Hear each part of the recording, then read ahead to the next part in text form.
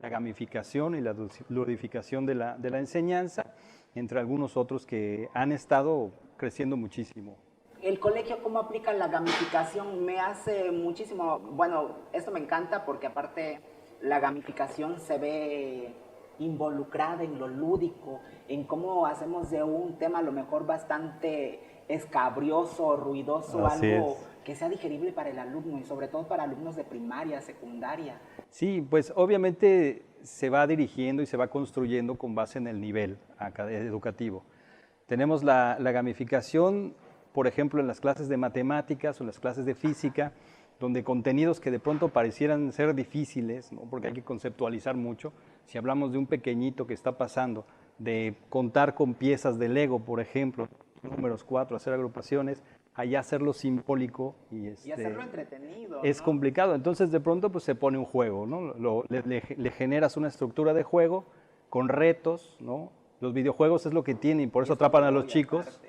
porque tienen que superar un reto, tienen que vencer al boss y entonces pasar de nivel y así se va aplicando con matemáticas, con física, con química, con todas las asignaturas. ¿Esto tiene que ver con las competencias, con los aprendizajes por competencia? Claro, sí, es fundamental.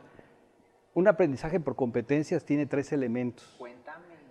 Para que se desarrolle una competencia tenemos que tener primero el conocimiento teórico, después el haber desarrollado una habilidad y en tercer lugar tener una actitud, haber desarrollado una actitud positiva.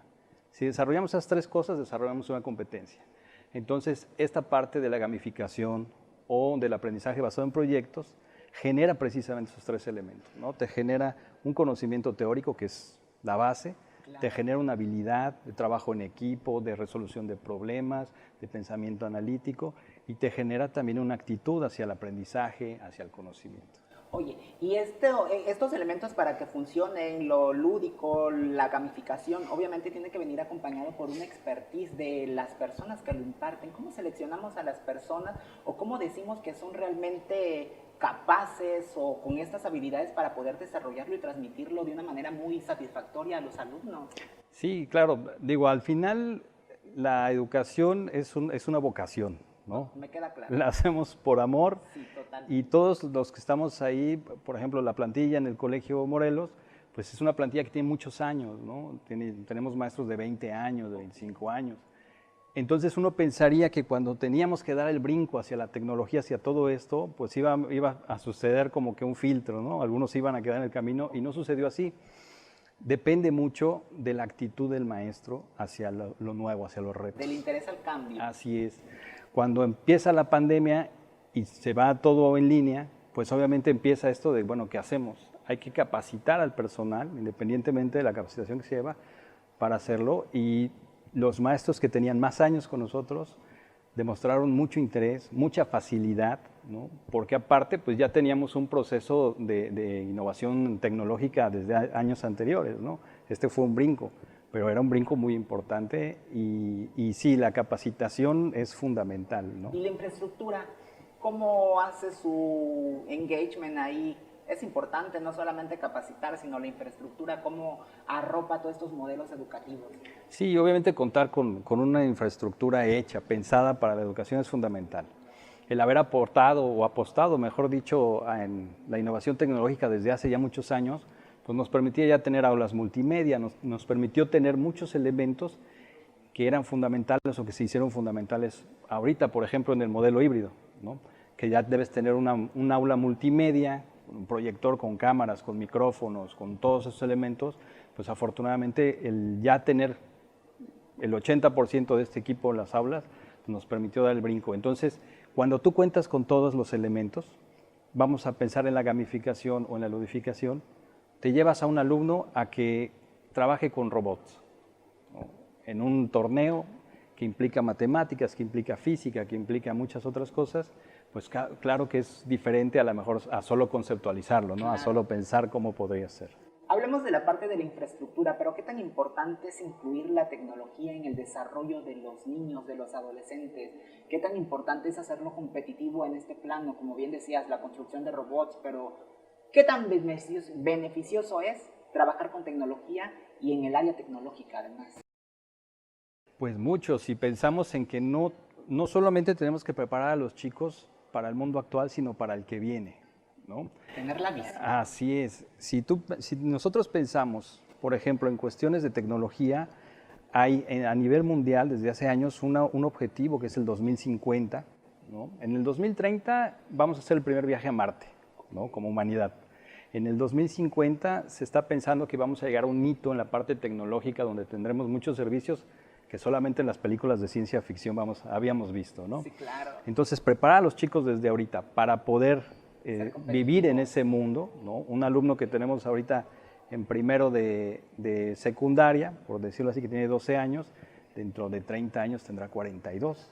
Tendrá que estar en la edad productiva, ¿no? Entonces, prepararlo para eso es fundamental. ¿Tiene que ver con valores? Siempre. A veces pensamos que el tener unas instalaciones muy bonitas, muy completas, mucha tecnología, es lo más importante, ¿no? Pero al final, lo que une a la sociedad, lo que hace cohesión, son los valores, es la convivencia.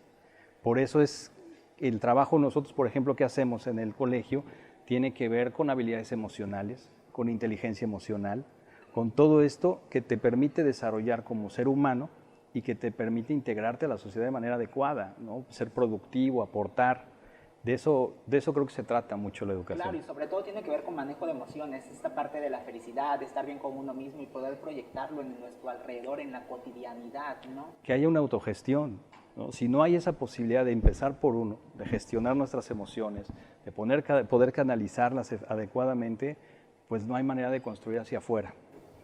¿Cuáles son esos valores por los cuales ustedes trabajan y dicen, seguimos estos valores que son capaces de transformar o de edificar al buen ciudadano, al buen profesionista, al buen ser humano? Obviamente entra la gratitud, ¿no? Entra el respeto hacia los demás, entra el respeto al medio ambiente, que es un valor que de pronto queda muy de lado, ¿no? Es importantísimo, Así es el es. lugar donde vivimos, además. El amor a la paz.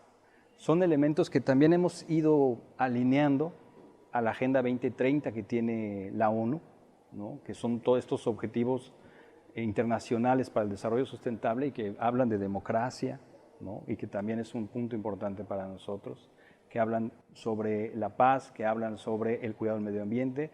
Es decir, son situaciones, de nuevo, que no solamente son para el momento, sino que son atemporales. ¿Cómo lograr ser o seguir siendo la institución de los carmelitas? Yo recuerdo Colegio Morelos desde hace muchos años, sigue estando vigente, pero ¿cómo ser o lograr que esto siga estando en el gusto de las familias carmelitas? Claro, pues son 27 años ya de historia, ¿no? Que tenemos como institución. Y el punto fundamental ha sido el no dejar de aprender, ¿no? Y desaprender también. Bien, claro, pues es necesario.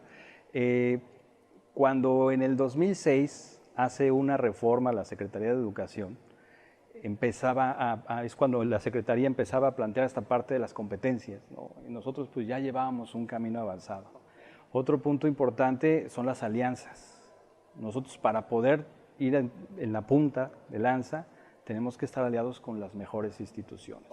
Entonces tenemos alianzas, por ejemplo, con el Tecnológico de Monterrey, con la Universidad de las Américas en Puebla, tenemos alianzas tecnológicas con Apple, con Google.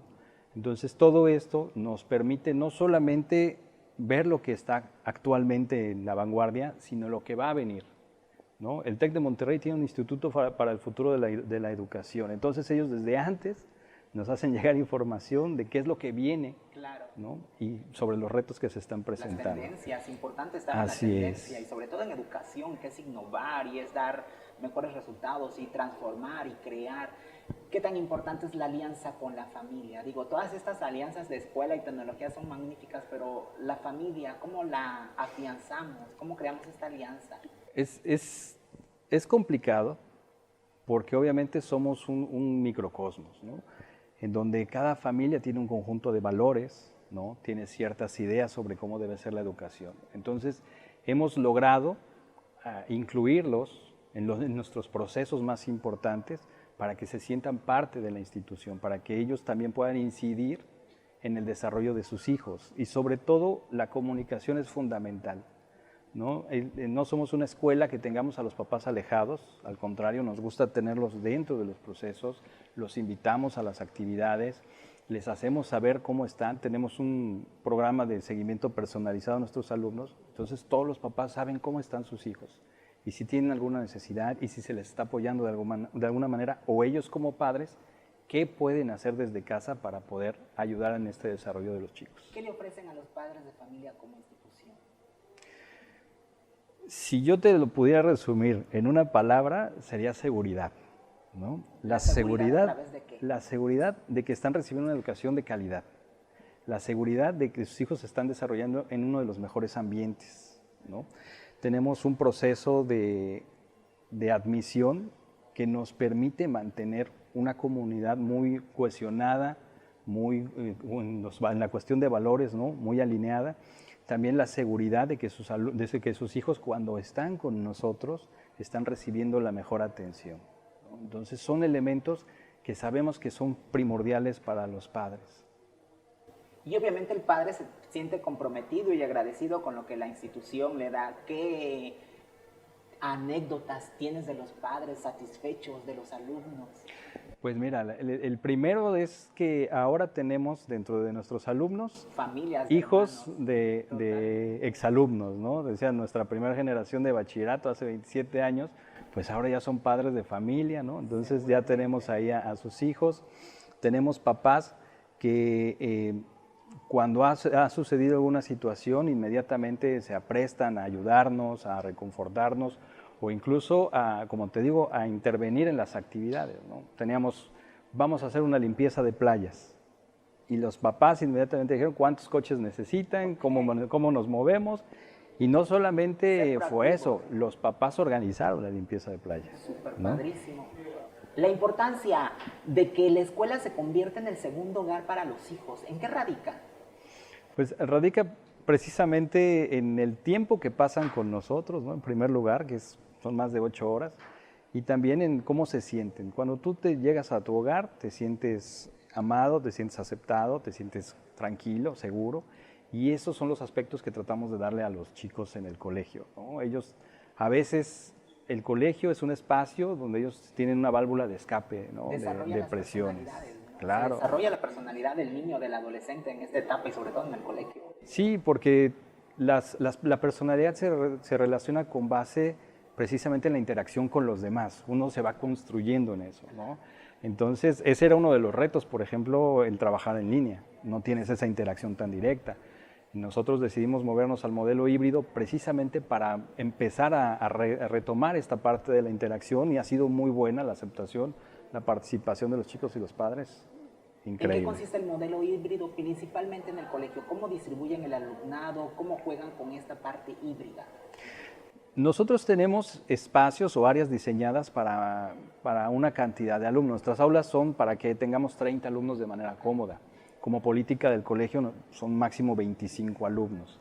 Entonces empezamos con una política del 50% en aforos, ¿no? Obviamente a libertad del padre de familia decidir si lo enviaba o no lo enviaba. Y hasta el momento, cuando algún grupo se nos va arriba del 50%, escalonamos, ¿no? De pronto unos días van unos, otros días van otros, pero a todos les damos los espacios porque es importante que tengan su momento para el laboratorio de ciencias, ¿no? Sus prácticas, que las llevan en todos los grados. Es importante que estén en el salón porque tenemos un aula maker, donde hay mucha tecnología, hay impresora 3D, hay herramientas, hacen muchas cosas. Entonces también procuramos que todos los que van en presencial tengan esos espacios disponibles. La competitividad del colegio, ¿cómo la describes? Mira, la verdad es que yo seguramente has escuchado mucha publicidad de escuelas y todos tendemos a decir somos la mejor escuela, claro, ¿no? La mejor opción. Te hace diferente, dices yo estoy aquí porque soy muy bueno en esto. Sí, pero lo más importante no es lo que decimos nosotros, sino quién lo dice, claro, ¿no? Y por ejemplo, en una eficiencia terminal de un alumno que está con nosotros todo el recorrido y sale de bachillerato, te puedo decir que el año pasado el 40% de nuestros alumnos graduados recibieron una oferta de beca de una universidad. TEC de Monterrey, Anáhuac, la UDLA, Ibero, la que tú me digas, ¿no? Esto nos dice que no es lo que nosotros proponemos, sino que las universidades realmente están viendo en sus exámenes de admisión muy buenos candidatos, ¿no? Y estas alianzas que hacemos es con base en ello. ¿Qué otra cuestión? Pues, por ejemplo, precisamente en proyectos de desarrollo, los chicos no es lo mismo que hagamos ese proyecto, no sé si te tocó a ti de pronto hacer la célula, ¿no? Con plastilina y está así, a tener equipo de realidad virtual, ¿no? En donde el alumno está inmerso y esté manipulando los elementos de la célula, ¿no? Entonces, eso no solamente le da al alumno la ventaja del conocimiento, sino la ventaja del dominio de nuevas tecnologías, las ventajas que tiene o que va a tener para su vida futura. ¿Cómo describes a los alumnos del colegio? ¿Qué características les pones a un alumno que dices, este alumno es del colegio? Sí, un alumno colegio Morelos Lizardi, por decirlo así, el perfil que tiene. Claro, me interesa saber cómo lo describes tú y cómo lo percibe a lo mejor la sociedad. Dices, tiene su sello. Sí, sí, uno es participativo. Nuestros alumnos, la verdad, que participan en lo que nosotros les propongamos y también es reflexivo, es analítico. Le encanta observar y ver cómo suceden las cosas. Es un alumno que se maneja muy bien en dos idiomas, ¿no? Por el programa bilingüe, bicultural que tenemos. Entonces ellos salen certificados. Entonces tenemos papás que nos dicen, pues acá en la casa nunca lo había escuchado hablar inglés, pero fuimos a Estados Unidos y él fue el que se movió solito, ¿no? Entonces esas características, así es, de pronto eso pasa. Son alumnos que se desenvuelven muy bien con los demás, ¿no? Que tienen mucho respeto hacia los demás y hacia el medio ambiente. Si tú ves a alguien preocupado por los animales, preocupado por el medio ambiente, seguramente tiene el perfil de nuestro colegio. ¿Y son alumnos seguros, capaces de conocerse a sí mismos? Sí, el programa de psicología que te comentaba yo hace un momento, precisamente les ayuda a desarrollar eso. O sea, no solamente es decir, bueno, está el psicólogo o la psicóloga en su cubículo y alumno, si te sientes mal, velo a ver, ¿no? Que es lo que a veces pasa, ¿no? Aquí no, el psicólogo da clases, tiene un horario específico para trabajar con los grupos, precisamente con materias de habilidades, inteligencia emocional. ¿Qué le enseña el psicólogo en clases al alumno? Cuéntanos, está interesante. Sí, se hacen actividades de mindfulness. Ok, ¿no? Interesantísimo, me encanta el control del bienestar. Reconocerse, exactamente, inteligencia emocional, se trabajan casos, se van haciendo, exacto. Y también se hace habilidades emocionales, se hacen desarrollos, actividades para ir desarrollando estas habilidades. Oye, la escuela está muy empática con el mindfulness. Digo, una cosa es replicarlo y decirle al alumno, tienes que ser muy bueno desde adentro, pero la escuela, ¿cómo replica el mindfulness? Empezamos con el personal, todo el personal. Nosotros tenemos reuniones periódicas de personal donde analizamos cuál es la situación de la escuela, el rumbo que estamos llevando, si va bien. Y dentro hacerlo desde adentro. Así es, y dentro de eso, y siempre iniciamos con una sesión de parte del Departamento de Psicología.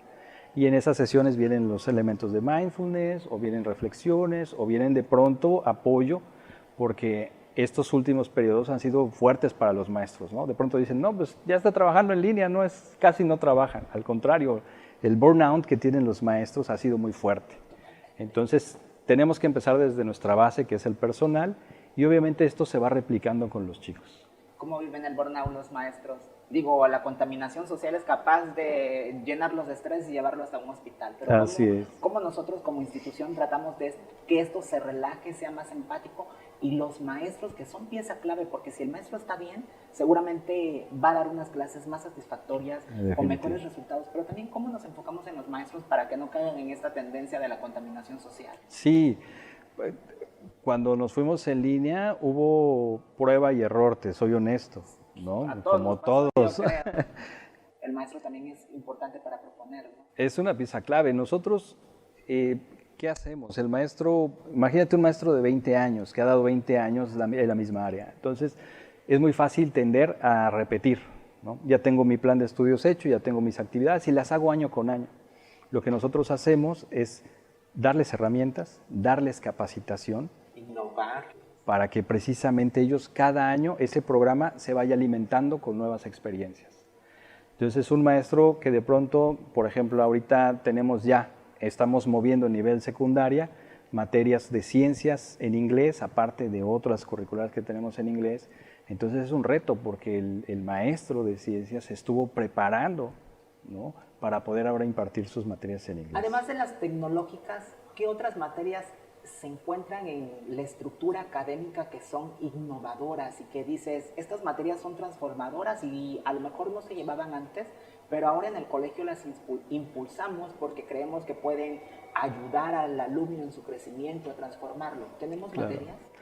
Tenemos Soy, que es un proyecto de emprendedurismo, donde los alumnos van desarrollando propuestas para emprender y que al final se transforman en una feria de emprendedores, donde ellos van proponiendo soluciones a problemas reales en la sociedad carmelita y generan empresas para darle respuesta a esos problemas, ¿no? Entonces, ¿por qué? Porque la innovación viene ya, como te decía, en todas las asignaturas.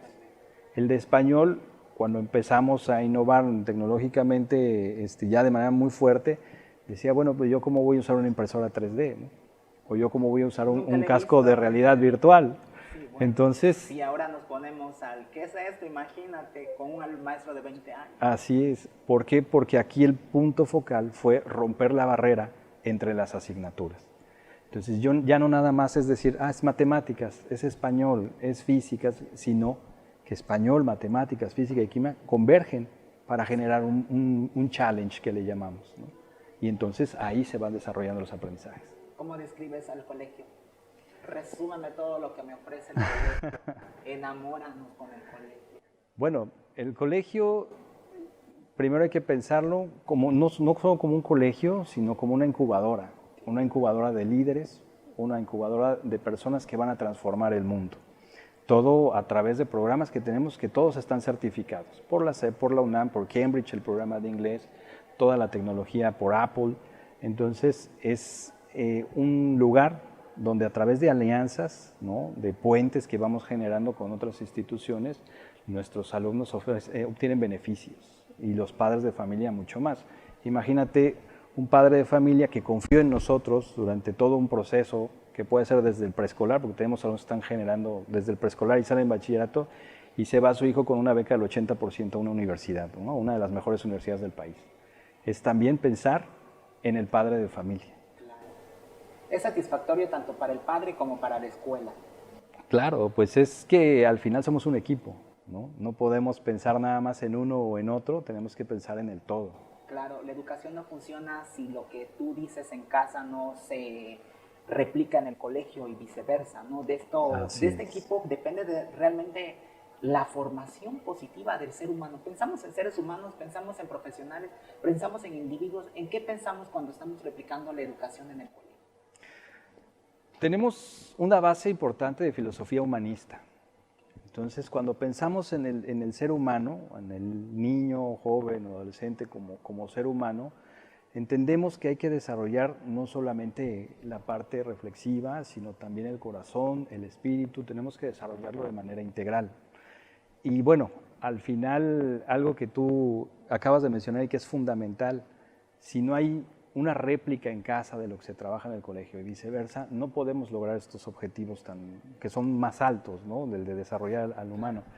Por eso nosotros generamos espacios con los padres de familia, generamos diplomados para papás, talleres, que van en la misma línea que en la que trabajamos con los chicos.